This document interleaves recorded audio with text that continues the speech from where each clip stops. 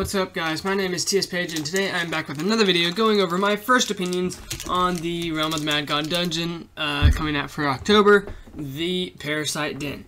So as you can see on screen right now, I'm currently playing the Parasite Den sped up just so you can do a little bit more. You just saw a chest or a tea room die.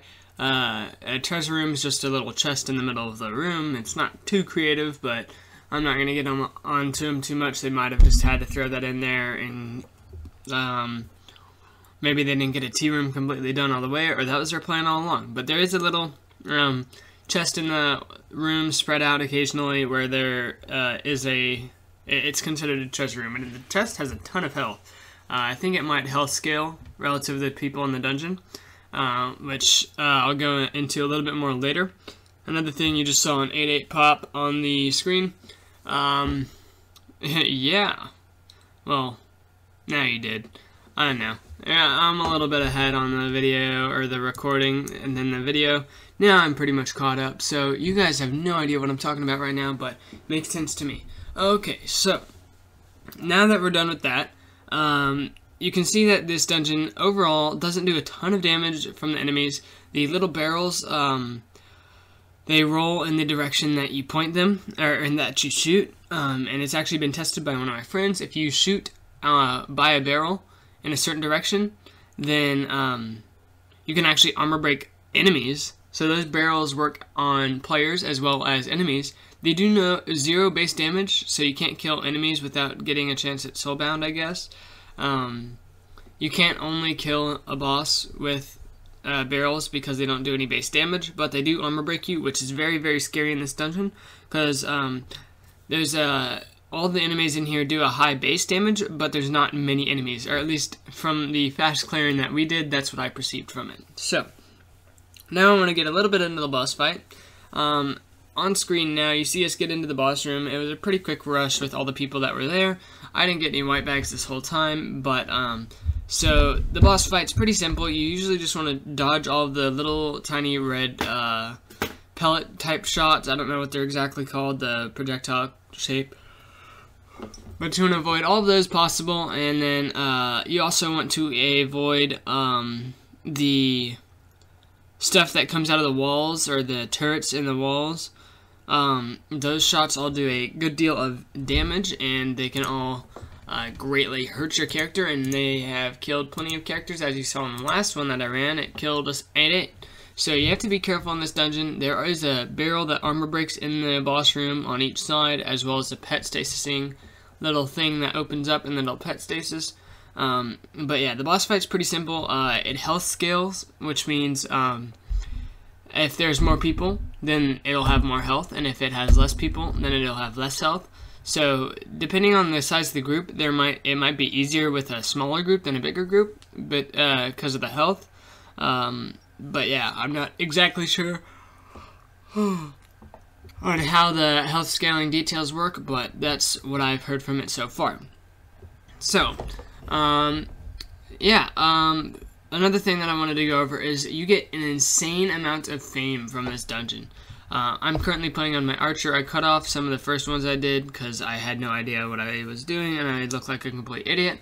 I was talking while I was doing them, and I didn't have any idea how to commentate. I had no idea what I was talking about, and so I figured I would make this video where I had a little bit more of an idea what was going on. As you could see there a little second ago, what it is, a 4-8 and a 5-8 just died, or 2 5-8s, whatever. It's a deadly dungeon, especially towards the later phases, and if you get armor broken, it will catch you off guard, because it's really hard to see in the big groups when the barrel comes. But, yeah, so, aesthetically, this dungeon is very, very, very nice. I like it. It looks nice. The textures were well done. It looks like a completed dungeon. Yeah, so, yeah, I just like the dungeon. Overall, I'd probably give it an 85 out of 100, or an 8.5 out of 10. I don't like that the tea room is just a chest. That, to me, personally, doesn't... I don't know why, but that just doesn't feel like a proper tea room to me. It just feels kind of cheap. But yeah, so I'm kind of rambling. I'm going all over the place. I've been talking for like 5 minutes now, but whatever, honestly. So, let's see here. What else is there? I talked a little bit about it, but the fame that you get from this is absolutely insane. If you look right as the boss dies, I instantly jump up 20 fame. And this is a mechanic that I think should be done for other high-tier bosses in the game. So whenever the main boss dies, I instantly go up 20 fame, right? I think that's kind of cool. But no other dungeon does that except for the Lost Halls. You instantly get fame whenever something dies, as well as epic chests also give you some fame when you complete them. So, yawning. Long day. Okay, we're good. So, a ton of fame. I think it should be done for other dungeons as well. Kind of like the Tomb of the Ancients. You got 3 bosses, 5 fame for each boss, 15 total fame for completing the dungeon, killing all the bosses. Would be pretty fair and balanced as relative to this one. Possibly a little bit more, considering I think the Tomb is actually a little bit harder than this. But I haven't actually done any of these in a small group, which I'm looking forward to doing. I might post a video of it whenever I start doing it in a small coordinated group. Seeing how it feels, but I've already seen people solo it, so it's not a super hard five-star dungeon, whatever, tier, whatever. Yeah, I don't know how to say it exactly. So, fame, like giving fame from death, I feel like should be implemented in other dungeons as well. That's just personal opinion. I talked a lot about this topic. As you can see, boss right now, dead, instantly got 20 fame on the character. Love it, love it, love it. This is the best dungeon for fame. A lot of the enemies in here give you good fame as well. It's better than Lost Halls for fame. It's better than, or if you have a lot of them at least. It's better than Lost Halls for fame. It's better than Godlands farming in many situations. If you have a big enough group and you're going fast enough, it's better than Godlands farming, even fame training possibly. It's just such a worthwhile dungeon.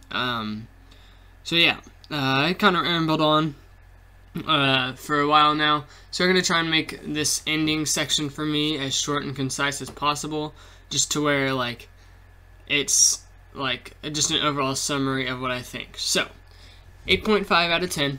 Overall, really good dungeon. Think that the treasure room could be a little bit better, and that, well, I can't really complain about the lag. That's just the servers and whatnot. But the main complaint I have is the treasure room, and that the boss doesn't seem to have much character. It doesn't really say anything. It doesn't, like, there's no real, I don't know.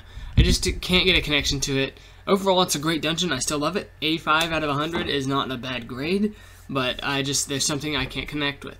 Another thing is, great for fame. As I just said, I'm repeating myself. Great for fame overall. Love the dungeon. Beautiful aesthetics. Would love to keep playing it. Isn't hard to solo. Well, I can't say that it isn't hard to solo, but it is doable to solo within relative conjunction, function, what's, I don't know, whatever.